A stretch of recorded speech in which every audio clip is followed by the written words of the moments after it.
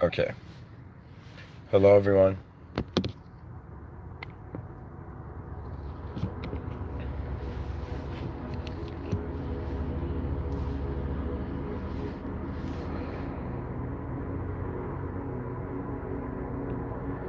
I wanted to give the last talk of 2023.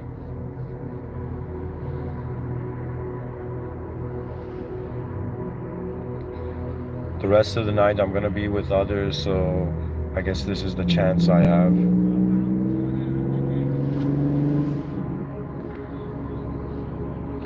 And so I thought, in honor of our mysterious existence,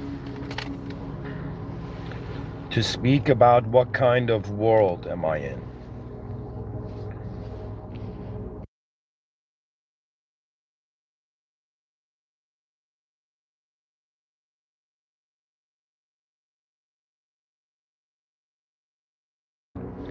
There is a very beautiful concept called the concept of training. Now, there's different views to this. There are some people who, let's say you're a life form, you train yourself as a life form. This is very important. You can train other life forms. And in some sense, you can be trained by the world, or the world can train you. What I wanted to say, human beings have a choice in the selection of their training.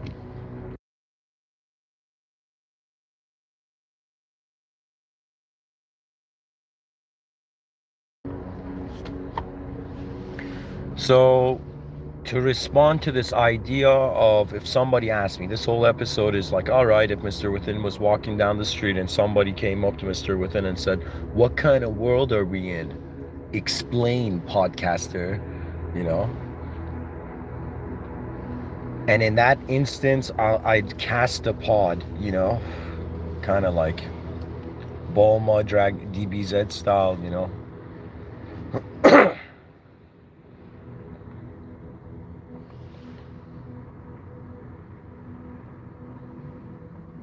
Where I'm going with this is, if somebody asked me what kind of world I am in, and I had to really look at what kind of world am I in?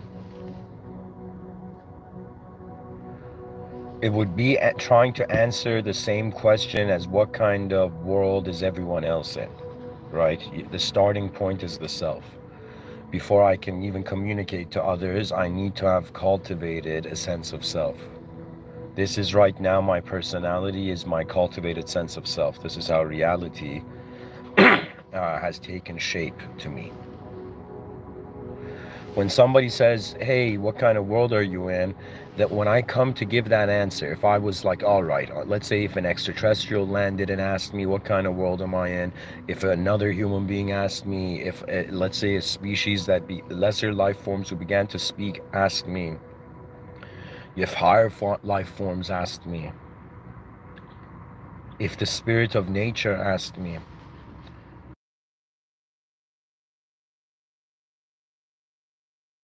if God asked me, that would be pure silence from my part. But where I'm going with this is this notion that, all right, if I was to explain what kind of world I'm in, like as if I had just teleported into this moment where the question was being asked, I would start by preparing the designer's table. So when I speak about something, you might not believe it, but it's kind of like extrapolating or extracting design out of my perception. So I start off by saying, oh, you who have asked me, what kind of world am I in?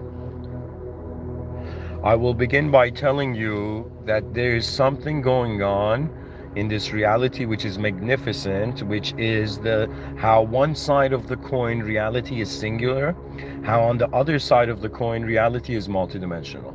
We as biological human beings, and I'll explain what I mean by that. I mean, if you're an alien, if I say biological human, you'd be like, what are you saying, bro?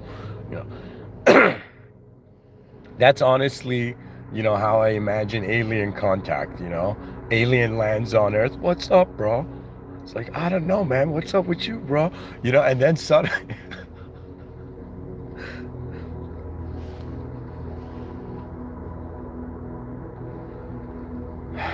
I would explain it in dimensions. I would start from the context. I would say the context, that in order to answer the question, I have to find the space where I can, in some sense, create, see a design for an answer. So I start with the question being, what kind of world am I in? First, I ask the question, what do you mean by world? If what is meant by the world is a physical reality, then there is a completely huge philosophical discussion on what does it mean to be in existence as existence, right? Like a drop is in an ocean, but, you know, on some level, virtually, we just see the ocean.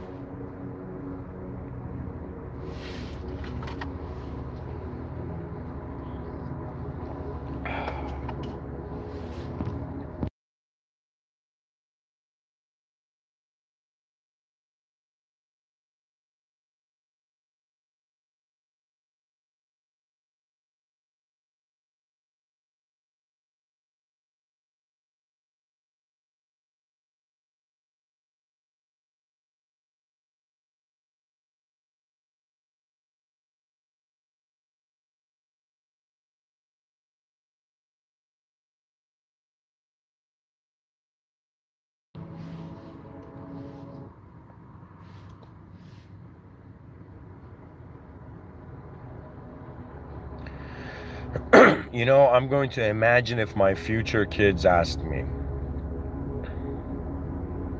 if they ask me what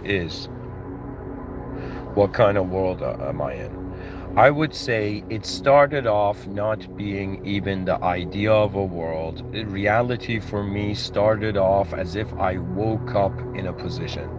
I woke up in an archetype. I woke up as a human being in a specific family, in a specific society, in a specific cosmos. And so what is it, what really my life has been actually unknown eyes roaming the earth. And so as they roam the earth, the world speaks to my eyes, and it speaks through the sensory perception. Existence communicates in the sense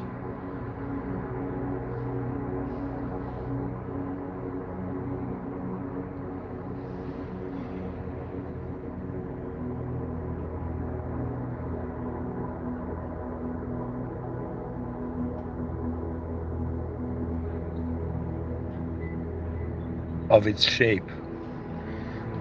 So the shape of the world is what the world is telling us. See, I would say life is really just sight. It's consciousness. What is consciousness accessing? Sensory perception. What does sensory perception translate? It translates into sight.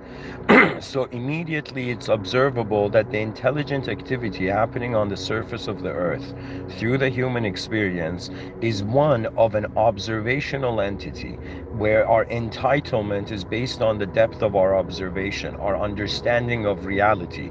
Like someone who knows mechanical engineering looks at a car and they see something completely different than someone who doesn't, for example. Or for example, someone who knows how to produce a film, how to direct a film, sees the film in a way where no one else sees.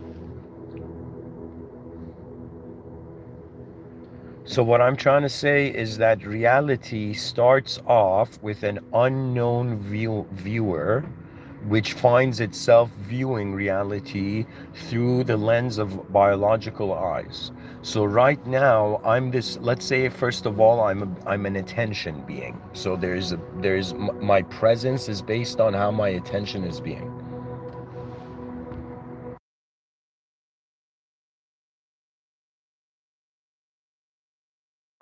Not based on how my attention is to the past. You see, being a soul on earth is like being a pilot in a plane of existence. We, out of all the species on Earth, have a capability to engage reality and lift up the mundane world into its potential, its possibility. You see, the more sophisticated the more complex the evolutionary biological process became, the more the world became a complex place, and complexity, the easiest way to understand it, right? I'm going to give you like a, a life lesson in complexity. Go get a piece of paper, and I want you every 10 seconds to draw a line. Every 10 seconds, draw a line. And if you keep drawing lines on this piece of paper, or maybe every day you draw one line,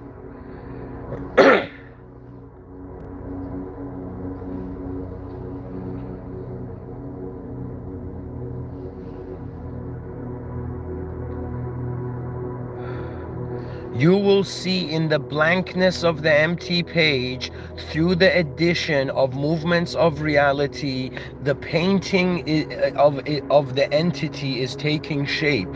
You know why they say be bold? Or I remember when I was young, somebody told me something in the lines of, I'm translating a Persian saying, but they're like, the world belongs to the bold, those people who are bold. And it took me a while, as a shy, introverted, guy who doesn't trust his reality, it took me a while to truly understand what boldness means, because it's as if the mind has to fathom importance into reality to correct its decision making. So it has to, in some sense, make reality so important that it can understand it. But if understanding is due to it's like if somebody put like a sophisticated solution and a simple solution, we'd be like, yo, we like the simple solution. If they put a sophisticated problem and a simple problem, right, people may say we like the simple problem, but how would I say it? It's like after some point you get bored with what you are able in. There's something about ability which I think pushes one into endless training. Training means accessing novelty and leaving that new moment with a new sense of self. Every time I give these talks, at the end of it, the person I was is somebody else. Why? Because that's what life has been. Life has been a fast-paced inner transformation. It's like if our body is moving at, let's say, 1 mile per hour, the mind is moving, I think, like 100 miles per hour, right? The mind is moving so ahead, or let's say 10 miles per hour. It means that in one instant, the mind has access to, let's say, 10 instances, right? It's like really the type of being you are is based on what your attention has considered out of the realm you're in. So the way I view, if somebody was like, what kind of world am I in? I would say I'm in an existential world. I'm literally in a place filled with shapes. Existence is kind of like, yo, did I just enter shape land? Everything has a shape.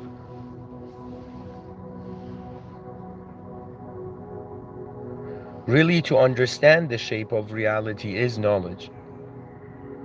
To understand the true nature of reality is the truth beyond knowledge, or one's true nature.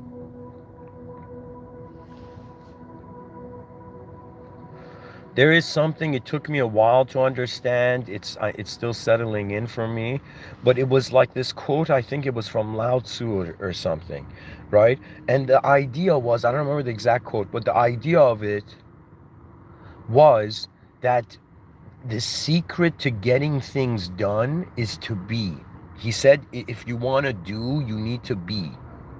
And so I thought, what does that mean? You have to be before you do. And then I realized it's a suggestion and pointer to one's inner ability prior to following up the action item in the outer realm.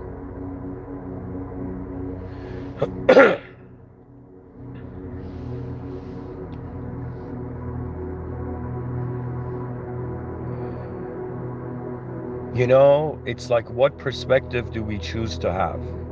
It's either one thing, call it an energetic world, everything's energy, we're just the shape of energy in this part of this energetic place, right? And then there's another view where we're like, no, intelligence finds itself standing on greater planes.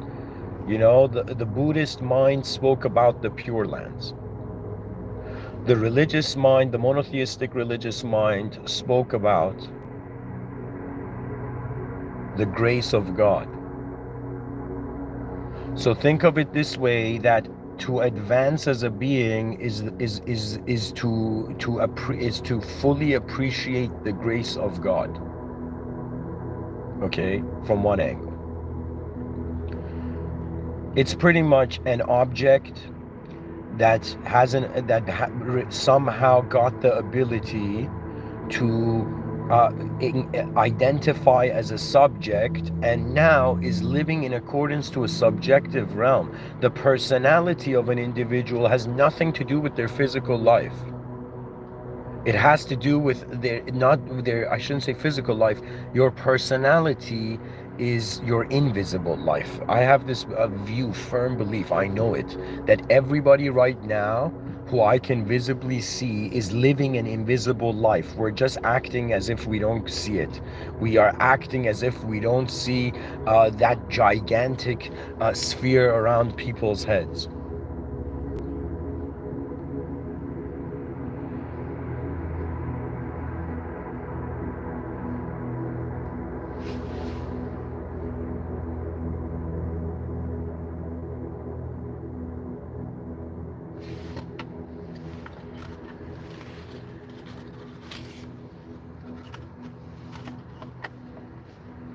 I can see it by how a human being's eyes are held.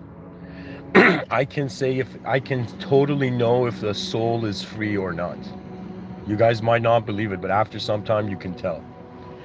The soul that is free, let me say it this way. Simple classification of reality to answer the title of the episode. The Mr.Within, this is my a view of my own design. So I would say the Mr.Withinian view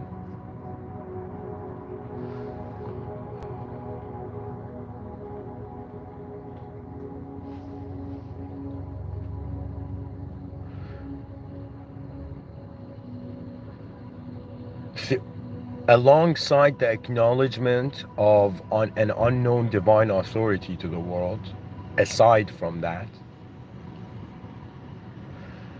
I have divided reality in accordance to where my sight starts. So where my attention starts, where my consciousness is happening, is my starting point.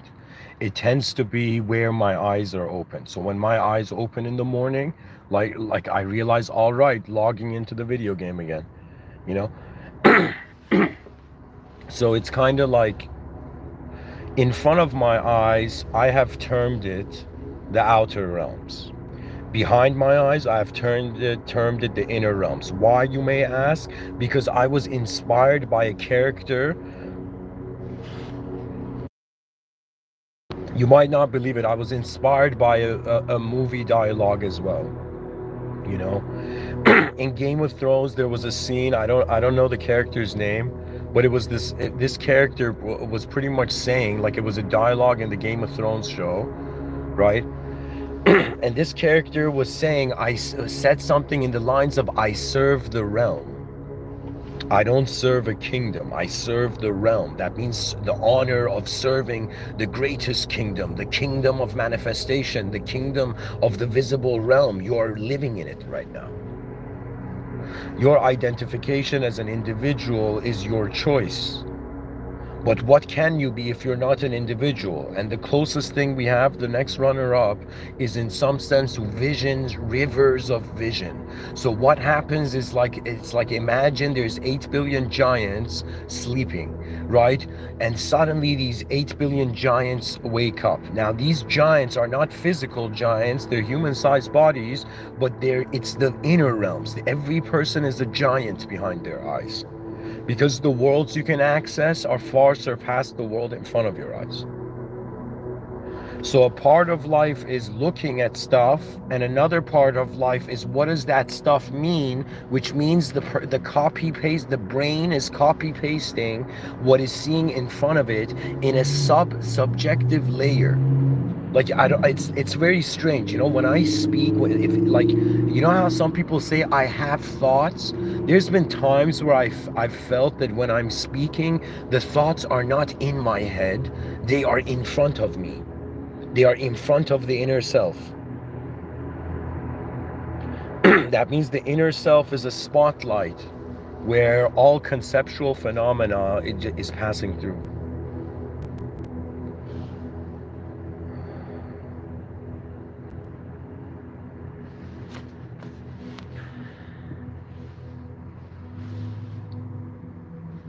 Humanity is just touching the world. That's what's happening. Every human being is born, they take a good look at what this world is, and they have a conclusion. That conclusion will dictate their life. So it's like more than we need structural organization, we need the ability to create an environment where a multidimensional entity, it's like, you know, I'm in a position where I don't want to say too much, but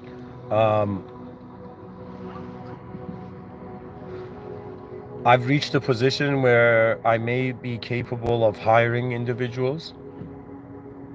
So the idea occurred that it's as if like to bring in a mind into a room is to allow the room to change by that mind.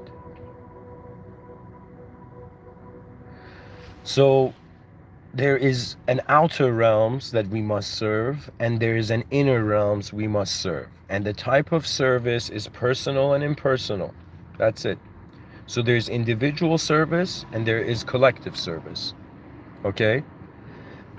And so right now, human beings are individually serving themselves.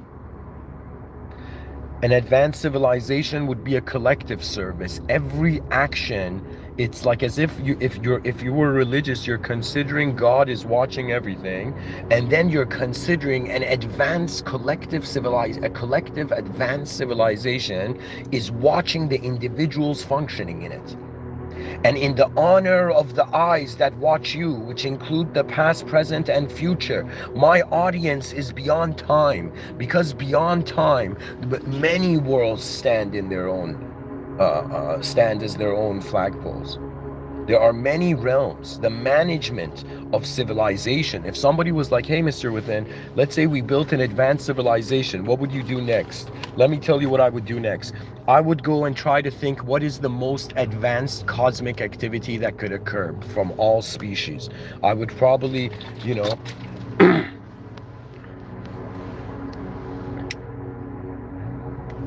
you know, it's kind of strange. Me giving these talks is like me multiplying, me dividing myself.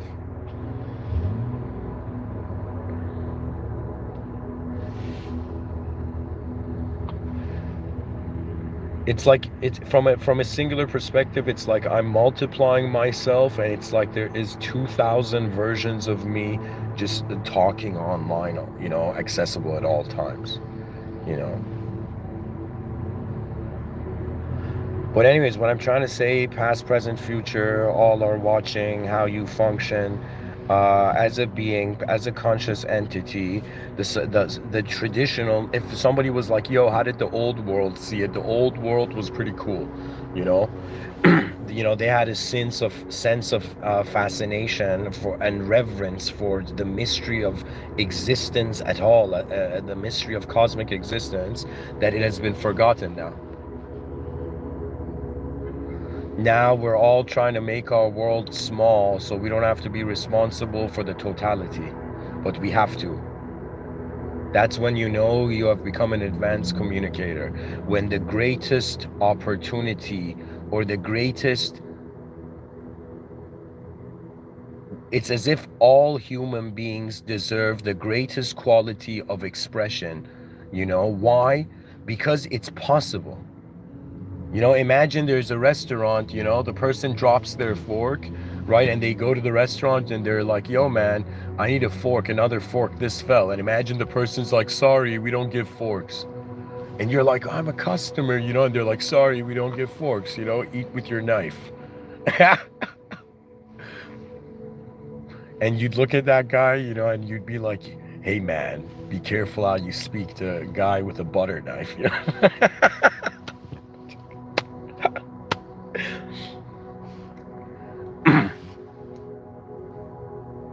What I'm trying to say, guys, it's all about what is important. And when you realize, like, if it becomes important for you, the advancement of 8 billion beings, just to see what it would look like, right? Imagine one day you woke up and everybody had their own unique Iron Man suit.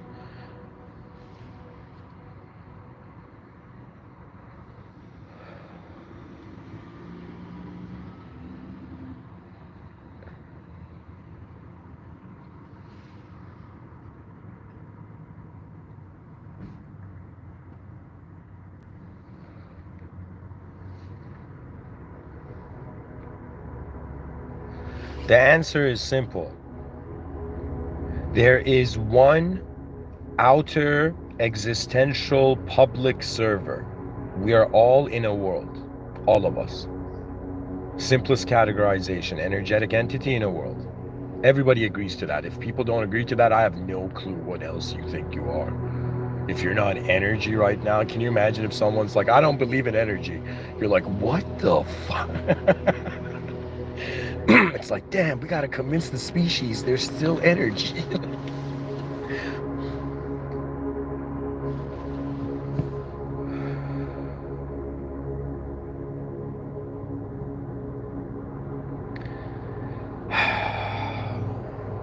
One external world, 8 billion intelligent organisms render this one external world into 8 billion intelligent inner worlds. So what the mind is doing is giving matter something it could not have, an animation.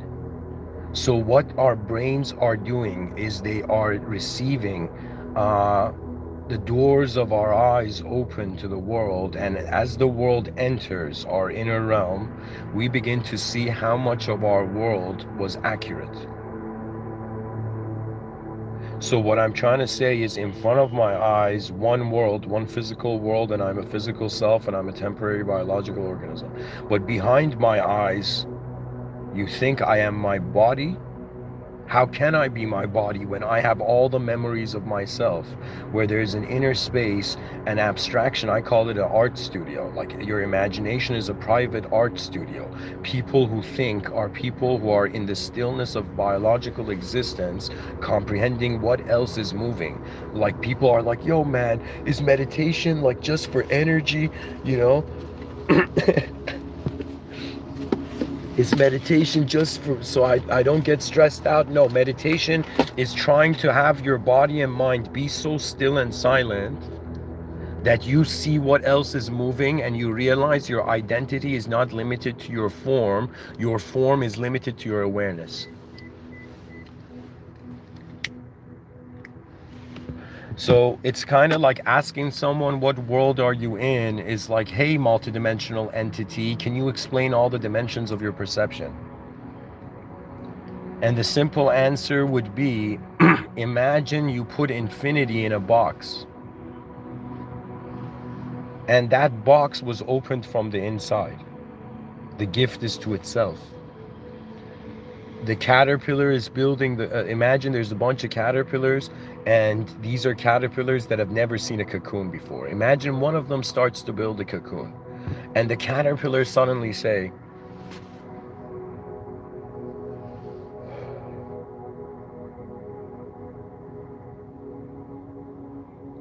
what the hell are you building, man? And the caterpillar that's building a cocoon, it's like, I'm building a gift.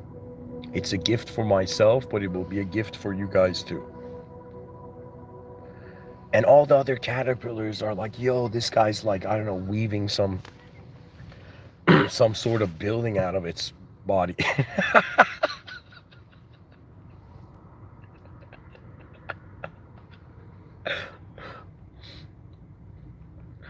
You know, people may dislike designers, but you gotta give, excuse me, may dislike spiders, but you gotta give them credit. They are one of nature's greatest architects.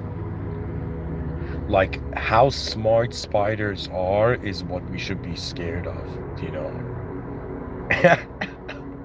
Because it's not just that. It's not like, it's like fear. It's like the person's like, yo, what do I limit my fear to?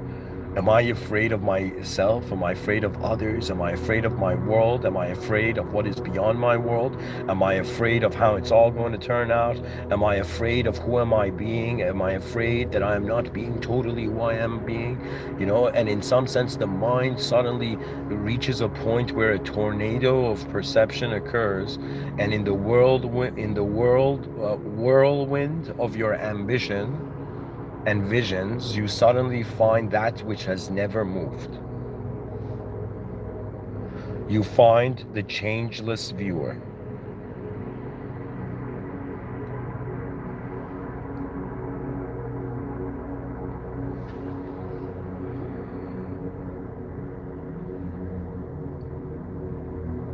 And so the caterpillars see this one caterpillar go into a cocoon and come out as a butterfly, and then they're like, WTF?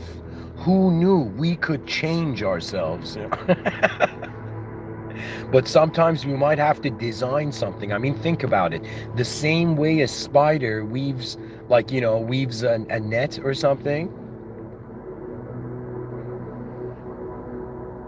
like sets up the spider web, the architecture of the spider web. It's like it's building something that it interacts with. So it's like human technology is the human spider web. And hilariously, it's trapping ourselves in it. You know, the spider has an ability to walk anywhere on the spider web, and the mosquitoes like, how's this even possible? You know?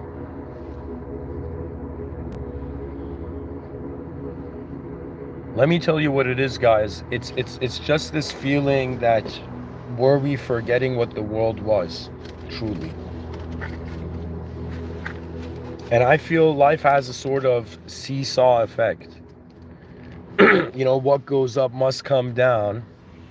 So in a very like intense state of collective moral deterioration, the purest beings are going to walk out. Right? All the caterpillar cells, like when a caterpillar goes into the cocoon, all the cells of the caterpillar's body begin to die, and as the last cell of the caterpillar dies, the first cell of the butterfly emerges, right? So when the first cell of the butterfly emerges, it's reconstituting its being as a completely new entity.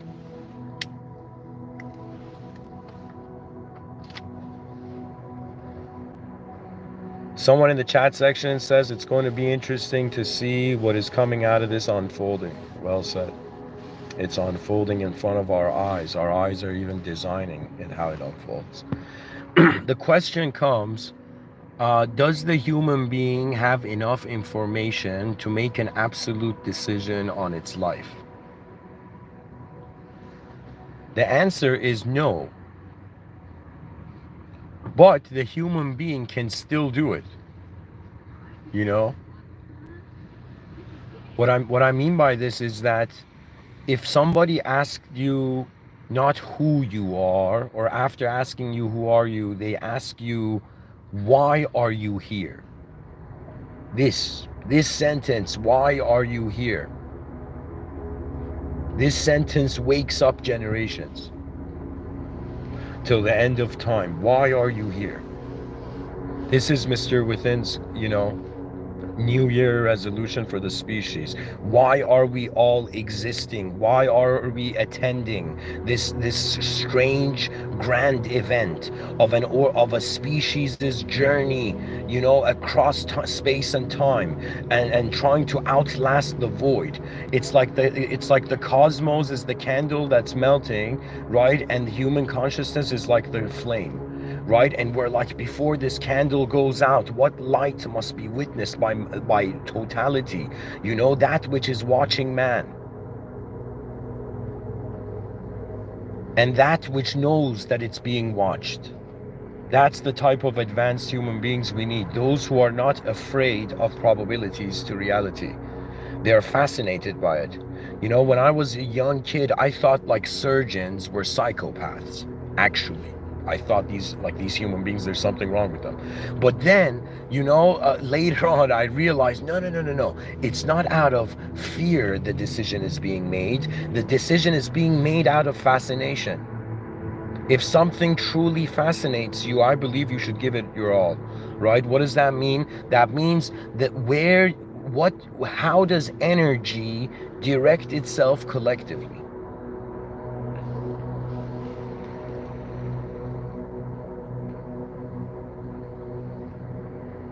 Somebody in the chat section says, why are we here is who we are. No. It's who we can become. A person may have lived a past that is not honorable, is dishonorable. You might have lived as a human being through zones, through inner atmospheres of, let's say, selfish greed.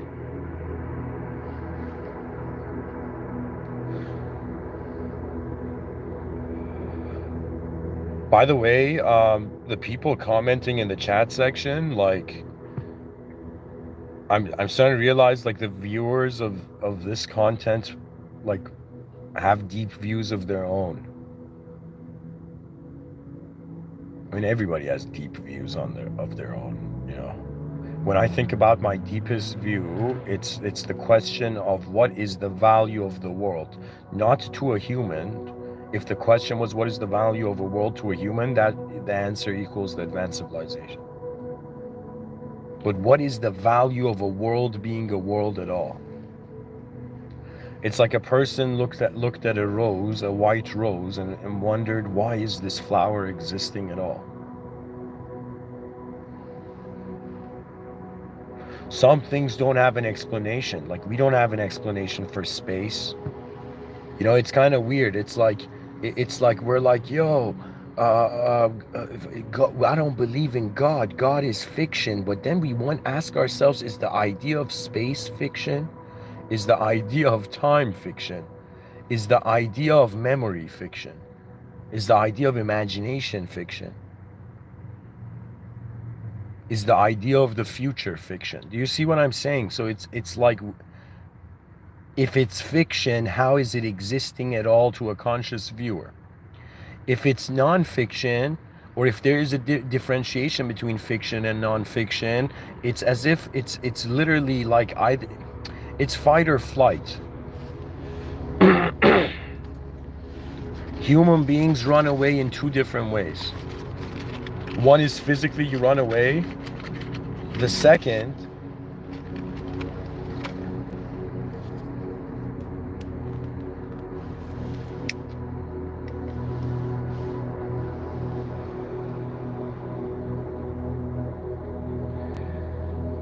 it's like, I don't know if somebody said the word simulation. I don't know if my biological existence is a simulation, but I am convinced that my mind is like a simulation, in the sense that, like, you shut down the computer at night and then you turn it on and then you log in again. So to me, my mind is not existing 24 hours. My mind is existing to when my body is in the conscious waking state.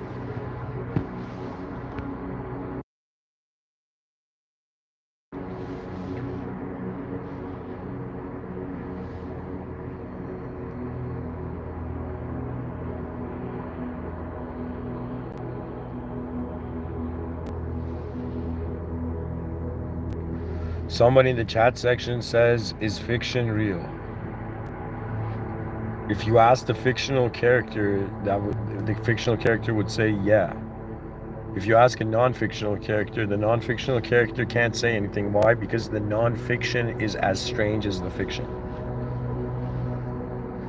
So my body is living a life, but the value of the life that my body lives is the life of my mind.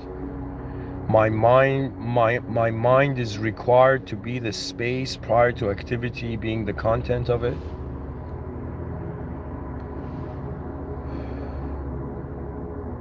You know, it's kind of difficult. Imagine if let's call this the fictional character dilemma, the existential fictional character crisis or dilemma.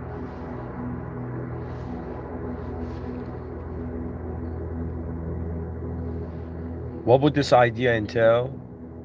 It would pretty much be if an author from a non-fiction reality writes a fiction novel and writes a character in that fictional novel that is very similar to Earth, that character, imagine, suddenly attains consciousness, and you ask that character, is you are fiction? Is fiction real? The character would say, where I'm existing is real to me.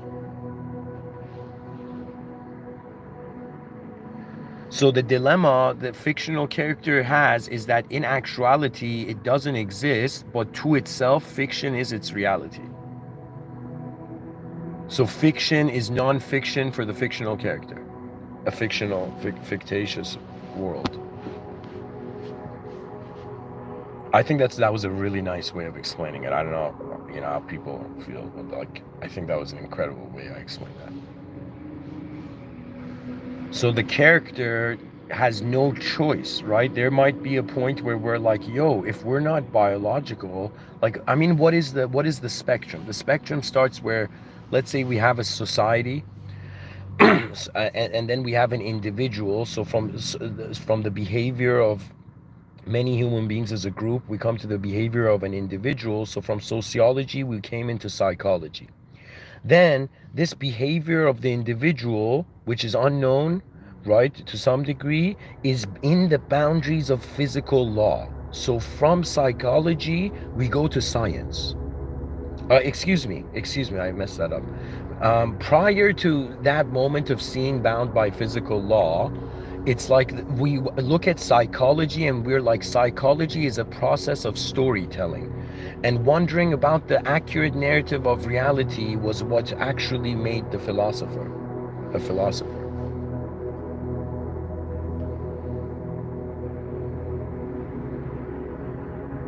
If I look at my body is existing in the outer realms. If I was to close my eyes and remember a moment of my body, like if I remember my body right now, that's a sort of that's a subjective replacement for the absence of the visual body when my eyes are closed. That subjective replacement is in the inner realms. Every person, like an antenna, has a different access to the signals that the cosmos gives.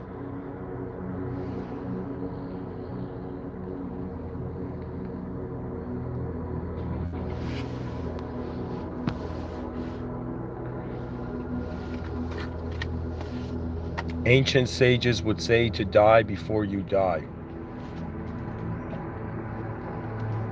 That means before your body leaves, the idea of you leaves as well.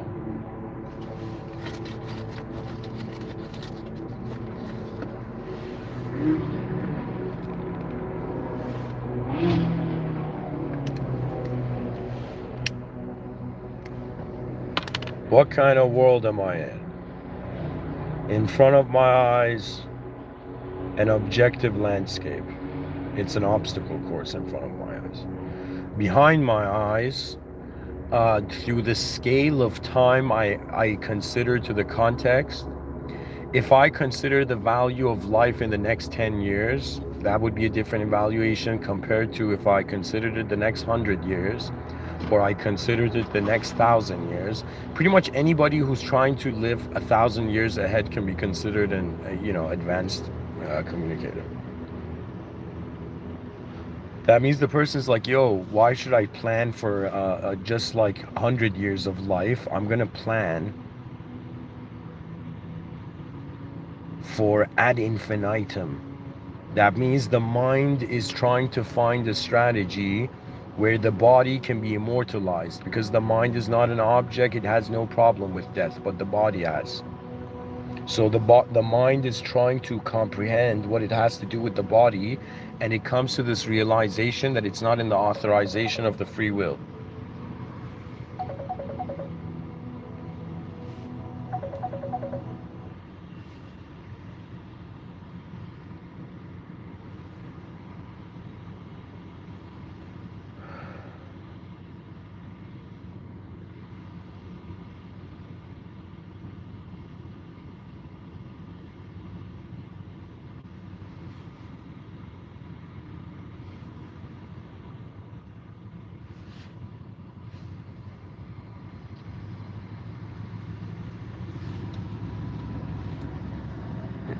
All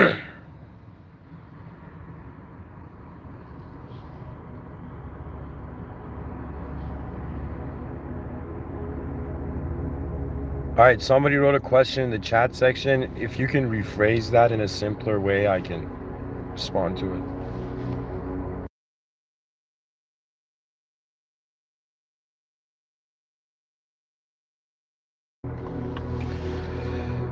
What can I say? What kind of world I'm in, existentially, biologically, a physical one. When I ask what does the physical mean though, what does physicality mean? The meaning of the concept of physicality is a subjective format. So what it is we see physicality, but it can't mean anything other than what it is. If it is to mean something more than it is, then the meaning of it is subjective. So what I'm trying to say is, yes, there is a physical world I can touch, but when I ask what does physicality mean, whatever my mind provides as an answer is a subjective format.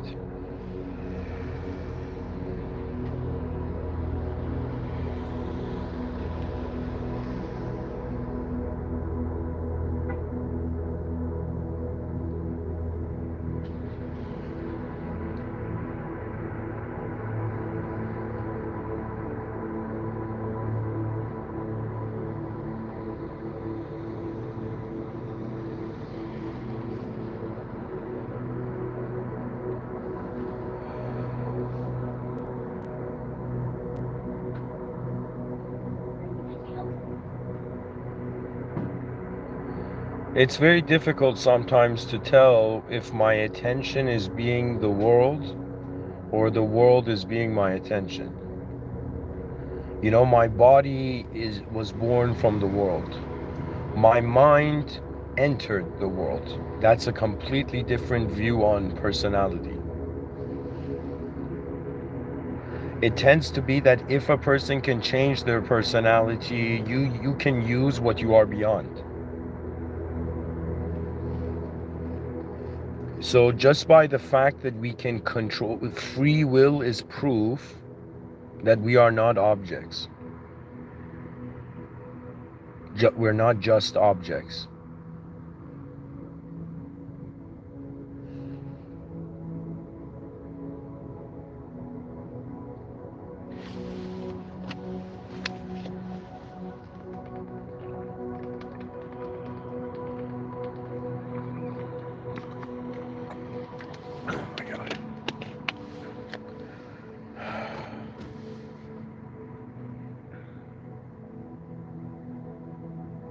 In the context of the future, what you are is your most advanced possibility, greatest effort, and best decision. I don't know, I thought about it. To try to be an individual in a jungle of competition and to succeed seems like a hassle. I think the best strategy is to try to find what's the best strategy for everyone and then try to align to that. The greatest strategy for everyone is a resetting of the human value system. Now, this can be done personally or collectively. Collectively, it's done through intense events. Internally, it's way more easier to. It's like the person's angry, but instead of destroying their house, you know, they just sit down and they sit on their hands, and for a moment they just take in this view of trying to let the flames of rage settle down in the inner realms prior to action.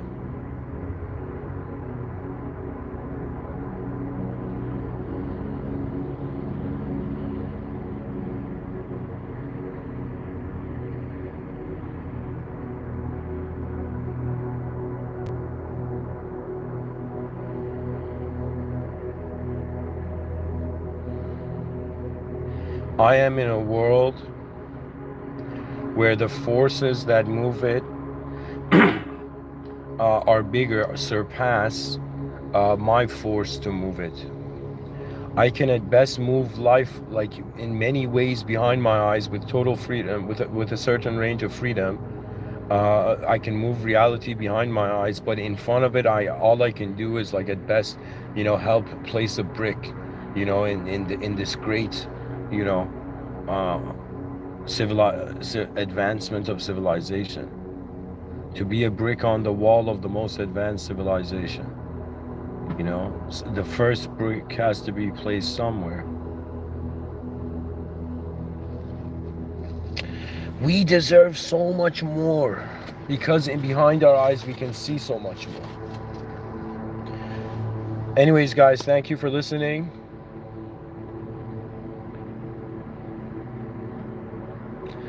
And I guess, you know, this New Year's Eve, you know, before 2023 becomes 2024, ask yourself what kind of world you're in and what kind of world you deserve to be in. What sort of advancement is watching you and you have not noticed it? What sort of advanced destiny do you have in the great story of the human species, outlasting its circumstances? To be free can only occur if you're in a free world. And as long as there are the cries of inefficiency, the species cannot rest. Do you understand? Imagine suddenly, you know, 8 billion human beings, you know, they were given a global assignment. Every person alive was given this global assignment, right? And that was to function as the most advanced human being they could be. The most advanced human being in the outer realms is health. In the inner realms, it is vision. Vision means when you look at this world, what are you seeing? What story are your eyes simulating for your soul to feel free in?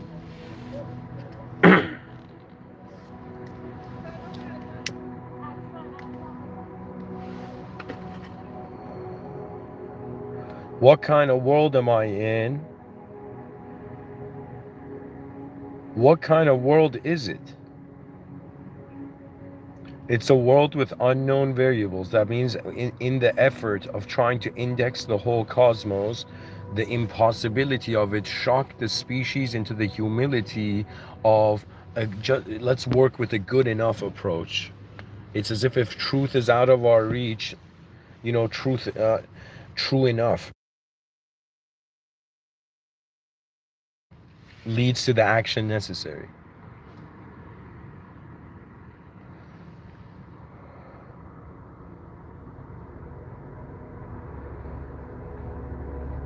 You know, look today, you know, look in the mirror at some point and look very deeply for a period of maybe max 5 minutes. Look at your eyes in the mirror. Look into your eyes as if you were trying to look into someone's eyes.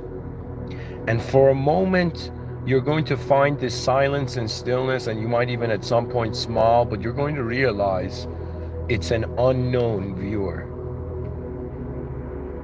That means what is living, what is experiencing a known life is an unknown force. So an unknown life force knowing itself through every expression. The advancement of humanity must take place in the outer realms and the inner realms. The inner realms is a very easy problem to solve. It's like the easy problem of an advanced civilization is how do we adjust people's inner realms, you know, 8 billion inner realms. And then the hard problem of civilization is how do we adjust the outer realms? What structure, blueprint of a design, what genius is, you know, is the world waiting for to craft the next great, you know, geometry of civilizations? Do you understand? It's as if, like, imagine somebody, you know, imagine there was a king back in the day and there was a strange prince. And this prince came to the king, you know, and said to the king, listen, I want you to give me an army. And the king's like, my son, of course. You know, you want an army, I'll give you an army, right? But then the prince says, but not any regular army, an army of the greatest designers in the whole kingdom. And the king scratches his head, you know, and like, you know, takes off the crown for a moment and says, son, what are you asking me? The king takes off his crown and looks at his son and he's like, why do you want an army of designers? And imagine that son says,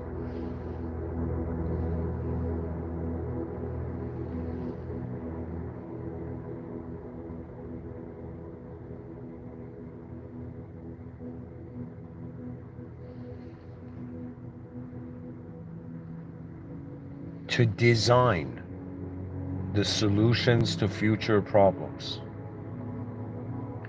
An advanced designer army will save, will stabilize human civilization's potential. You know, will not stabilize, will preserve civilization's flickering candle flame. In the future, you're going to see everywhere there's going to be advanced schools of design. It's just the next evolution of information.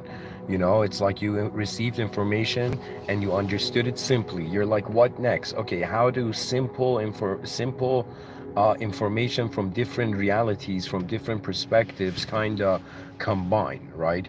Somebody once said genius is kind of like building a bridge between two worlds that had never met, you know?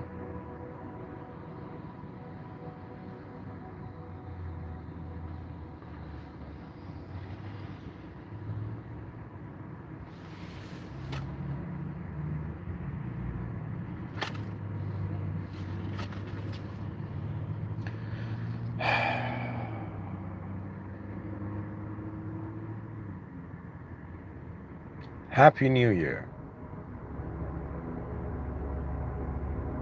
And my vision for the species is for its most advanced life to activate. May you be blessed with great advancement this year. For the greatest advancement is to be in the presence of the greatest. In the presence of the greatest forms, in the presence of the greatest ideas, in the presence of the greatest events, in the presence of the genius that watches many worlds at once.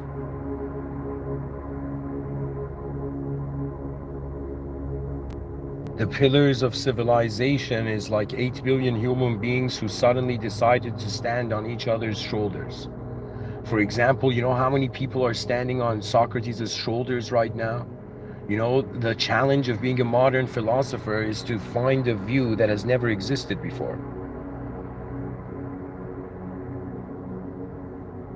When you can love the great, like you might not be able to love your species, but you can 100% love its potential.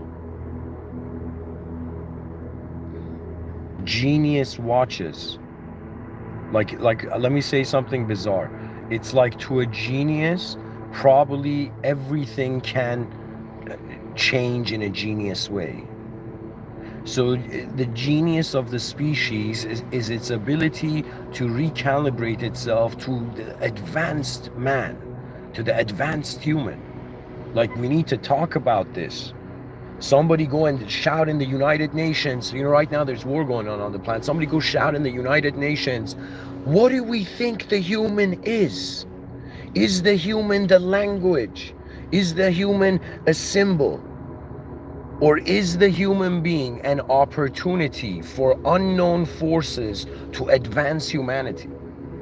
Just think about it. Imagine there was a general in a battlefield and there was no army, right? And the general just in some sense looked at the clouds and they're like, all right, land now. And imagine like an army of giant robots landed from the sky. I mean, that's super sci-fi, but you know. Imagine somebody's like a real estate agent, you know, and they're like, I'm about to sell my first house, and a giant robot lands on the house.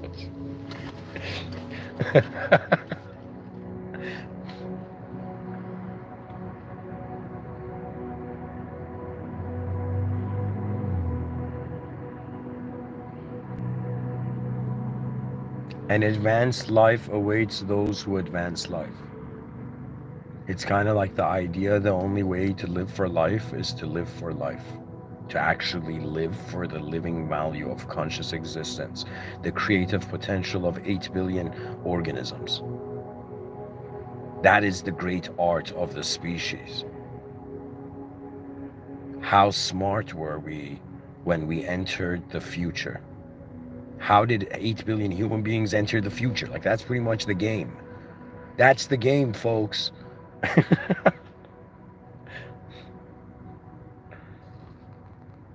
Anyways, guys, thank you for listening, and an advanced civilization is the future's birthright.